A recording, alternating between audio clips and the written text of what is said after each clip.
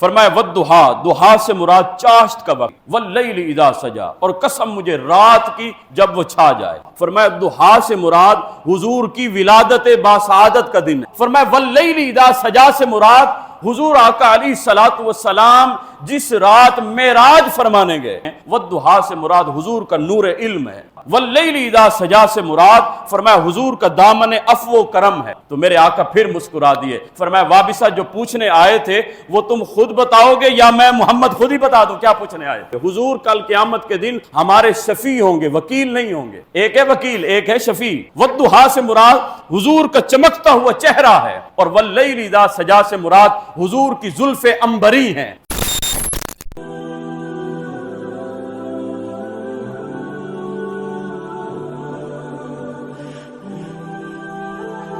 میرے رب نے اپنے حبیب کے نام کو اتنا بلند کیا، فرمایا وَرَفَعْنَا لَكَ ذِكْرَكَ، اے حبیب ہم نے آپ کے ذکر کو ہمیشہ بلند کر دیا۔ میں نے سورہ ضحیٰ کی 2 آیات تلاوت۔ اب آئیے اس کی تفسیر سنتے ہیں۔ وَالضُّحَىٰ وَاللَّيْلِ إِذَا سَجَىٰ، فرمایا وَالضُّحَىٰ، ضحیٰ سے مراد چاشت کا وقت، جب سورج مکمل طور پر ظاہر ہو جائے نا، اور اس کی حدت اور اس کی شدت جو ہے بالکل آسمان دنیا پر جو ہے وہ ظاہر ہو جائے، وہ وقت جو ہے وہ چاشت کا وقت ہے۔ تو میرے رب نے فرمایا وَالضُّحَىٰ، قسم مجھے چاشت کے وقت کی، وَاللَّيْلِ إِذَا سَجَىٰ، اور قسم مجھے رات کی جب وہ چھا جائے، جب رات مکمل طور پر کالی سیاہ ہو جائے تو فرمایا اس کو واللیل کہتے ہیں، واللیل اذا سجا۔ فرمایا قسم مجھے لیل کی، قسم مجھے رات کی جب وہ چھا جائے۔ اب اس کی تفسیر کیا ہے؟ مفسرین نے اس پر اقوال بیان فرمائے ہیں۔ سب سے پہلے حضرت امام جعفر الصادق رضی اللہ تعالی عنہ، کون ہے؟ حضور کی آل ہیں، امام جعفر الصادق رضی اللہ تعالی عنہ بیان فرماتے ہیں، لوگوں ضحیٰ سے مراد والضحیٰ،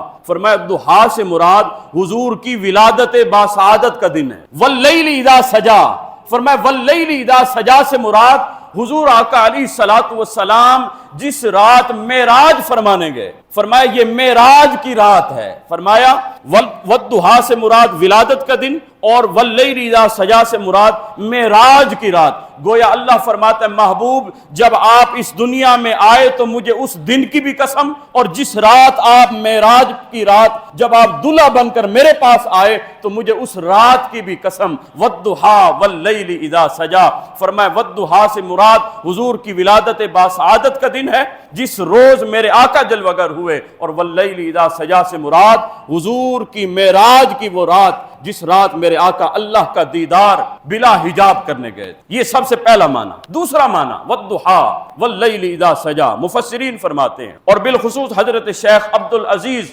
محدث دہلوی رحمت اللہ علیہ، جس کو تمام مکاتب فکر جو ہے محدث مانتے ہیں، اور ان کی حدیث کی اسناد کے بغیر حدیث ہم تک پہنچتی نہیں ہے۔ یہ حضرت شیخ عبدالعزیز محدث دہلوی رحمت اللہ علیہ، حضرت شیخ عبدالعزیز محدث دہلوی فرماتے ہیں والضحیٰ سے مراد حضور کا نور علم ہے، حضور کا نور علم، وہ علم جس کے سامنے ہر چیز روشن ہے، کوئی چیز چھپی ہوئی نہیں ہے۔ محبوب کے سامنے اللہ نے ہر چیز کو روشن کر دیا۔ وَعَلَّمَكَ مَا لَمْ تَكُنْ تَعْلَمْ، فرمایا اے حبیب ہم نے آپ کو وہ نور علم دیا ہے جس علم کے سامنے ہر چیز واضح ہے، آپ کے سامنے کوئی چیز چھپی ہوئی نہیں ہے، ہر چیز واضح ہے۔ فرمایا والضحیٰ سے مراد حضور کا نور علم ہے جس کے سامنے ہر چیز واضح، اور واللیل اذا سجا، واللیل اذا سجا سے مراد فرمایا حضور کا دامن عفو و کرم ہے، جس دامن عفو و کرم میں حضور نے گناہگاروں کو گھیرا ہوا ہے، گناہگاروں کو۔ کل قیامت کے دن میرے آقا اپنے دامن عفو و کرم میں گناہگاروں کو لیں گے، اور پھر اللہ عز و جل کے حکم سے حضور ان گناہگاروں کی شفاعت فرمائیں۔ تو فرمایا والضحیٰ سے مراد حضور کا نور علم، جو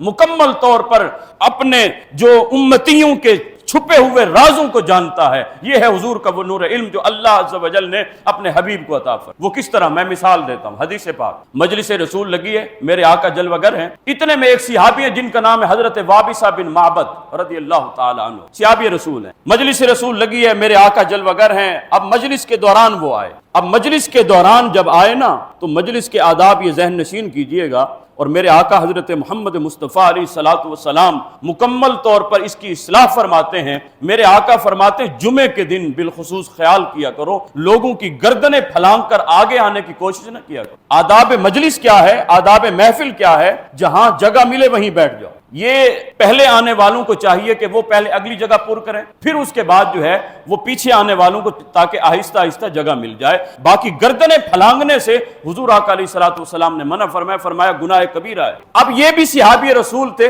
حضور کی تربیت سے واقف تھے، جب آئے حضور کی مجلس لگی تھی، جہاں جگہ ملی وہیں بیٹھ، آگے آنے کی کوشش نہیں کی۔ لیکن قربان جائیے ان صحابی کے وقت پر، ان کے نصیب پر، ان کے مقدر پر میرے آقا کی نگاہ ان پر پڑ گئی، میرے آقا نے دیکھ لیا۔ جب میرے آقا نے دیکھا نا، اور جس محفل میں مجھے بتائیے میرے آقا جلوہ گر ہوں، وہاں کوئی صدر محفل کوئی اور ہو سکتا ہے؟ وہاں صدر مجلس تو میرے آقا ہی ہوں گے نا۔ صدر مجلس کو یہ اختیار ہے، وہ جس کو چاہے آگے بٹھانا چاہے تو اس کی حکمت عملی جو ہے وہ ملحوظ خاطر رکھی جائے۔ اب میرے آقا نے جب دیکھا وابصہ بن معبد آئے تو میرے آقا نے وابصہ بن معبد سے فرمایا وابصہ ادنو منی یا وابصہ، وابصہ نیڑے آ جاؤ۔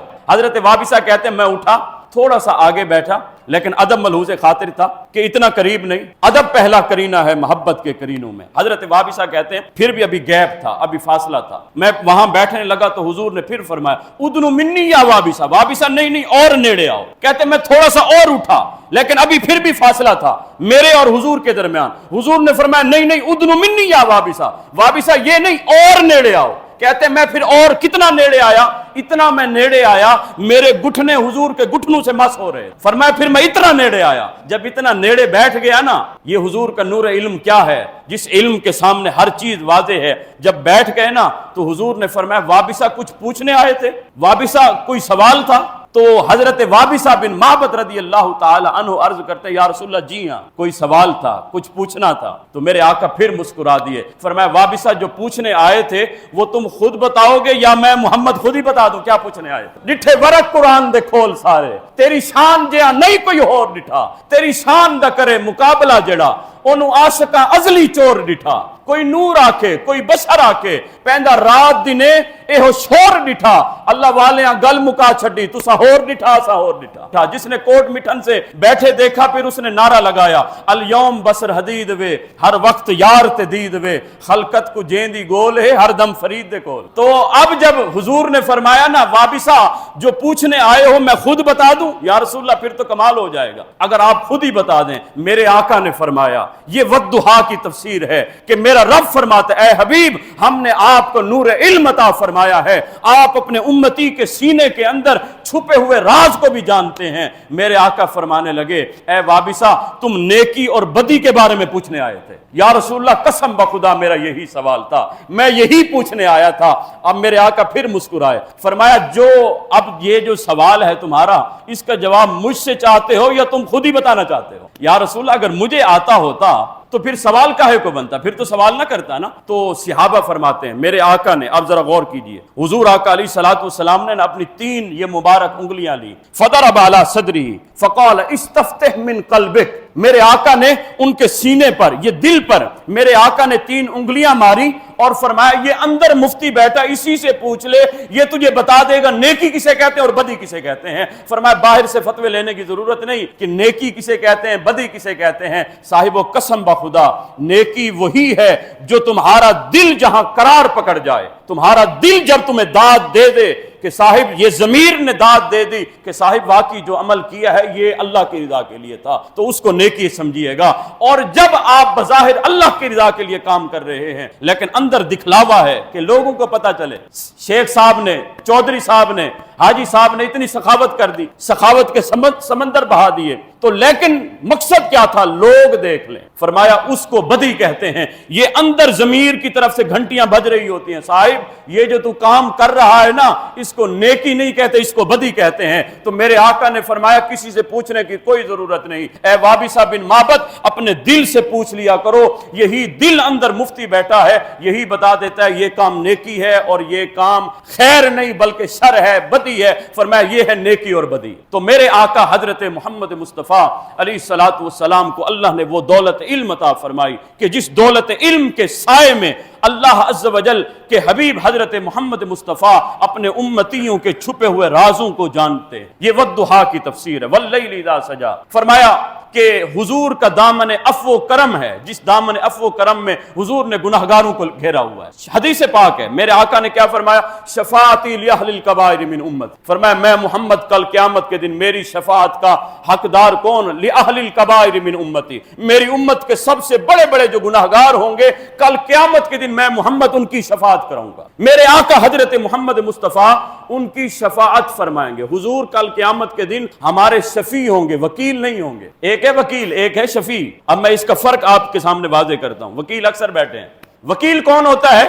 وکیل جج صاحب کو یہ کہتا ہے کہ یہ جو میرا مدعی ہے نا، اس نے جرم کیا نہیں ہے، اگرچہ کیا ہو یا نہیں کیا وہ اس پر جو ہے موقوف ہے، وہ اس کو مکمل طور پر نہ بری کہلاتا ہے۔ وہ کہتا ہے اس نے، یہ میرا مدعی جو ہے، یہ اس نے کوئی جرم نہیں کیا، لہذا اس کو مکمل طور پر صاف کیا جائے، اس کو جو ہے اس کیس سے جو ہے وہ بری و ذمہ کیا جائے۔ ایک ہوتا ہے وکیل اور ایک ہوتا ہے شفیع۔ میرے آقا کل قیامت کے دن وکالت نہیں کریں گے، ہماری شفاعت کریں گے۔ وکیل کہتا ہے اس نے کچھ نہیں کیا لہذا چھوڑا جائے، اور شفیع وہ ہوتا ہے وہ یہ کہتا ہے اس نے سب کچھ کیا ہے لیکن میرا آنا دیکھا جائے، لیکن میرا آنا دیکھا جائے۔ میرے آقا کل قیامت کے دن اللہ کی بارگاہ میں عرض کریں گے، مالک مانا گناہگار تھا، مانا سیاہکار تھا، لیکن سجدے تو تجھے کرتا تھا نا، مالک یہ ذکر کی محفل تو سجاتا تھا نا، مالک تیرا نام تو الاپتا تھا نا، مالک تیرے حبیب سے محبت تو کرتا تھا نا، مانا گناہگار ہے۔ میرے آقا جب شفاعت کریں گے تو میرا رب اپنے حبیب کی شفاعت کو کبھی ٹالے گا نہیں، بلکہ حضور جس پر ہاتھ رکھتے جائیں گے میرا رب اس کو بخشتا چلا جائے گا، میرا رب اس کو معاف کرتا چلا جائے گا۔ اور عالم کیا ہوگا؟ اعلی حضرت نے وہ نقشہ کھینچا۔ اعلی حضرت فرماتے ہیں پیش حق مجدہ شفاعت کا سناتے جائیں گے، آپ روتے جائیں گے، ہم کو ہنساتے جائیں گے۔ یارو اس نبی کی عظمت پر قربان ہونے کا دل نہیں کرتا؟ اللہ کے سامنے روتے جائیں گے اور امتیوں کو ہنساتے جائیں گے۔ پیش حق مجدہ شفاعت کا سناتے جائیں گے، آپ روتے جائیں گے، ہم کو ہنساتے جائیں گے۔ وسعتیں دی ہیں خدا نے دامن محبوب کو، جرم کھلتے جائیں گے اور وہ چھپاتے جائیں گے۔ اب ایک اور تفسیر، والضحیٰ واللیل اذا سجا، والضحیٰ سے مراد شیخ عبدالعزیز محدث دہلوی رحمۃ اللہ علیہ فرماتے ہیں یہ حضور کے چمکتے ہوئے چہرے کی قسم اللہ نے اٹھائی۔ والضحیٰ سے مراد حضور کا چمکتا ہوا چہرہ ہے، اور واللیل اذا سجا سے مراد حضور کی زلف عنبری ہیں۔ فرمایا محبوب تیرے چمکتے ہوئے چہرے کی بھی قسم، اور واللیل اذا سجا محبوب تیری زلف عنبری کی بھی قسم۔ میرے آقا حضرت محمد مصطفیٰ علیہ الصلوۃ والسلام کا حسن کیا تھا؟ جس کا حسن اللہ کو بھی بھا گیا۔ اب نبی کا حسن ذرا دیکھیے، جس کا حسن اللہ کو بھی بھا گیا، ایسے پیارے سے محبت کیجئے، اور اپنا معیار زمانے سے جدا رکھتے ہیں۔ ہم تو محبوب بھی محبوب خدا رکھتے ہیں۔ لوگوں ہمارا محبوب کی گلیوں میں پھرنے والا نہیں، ہم جس محبوب کے ذکر کی محافل سجاتے ہیں، جس محبوب کے لیے میلاد کا جشن مناتے ہیں،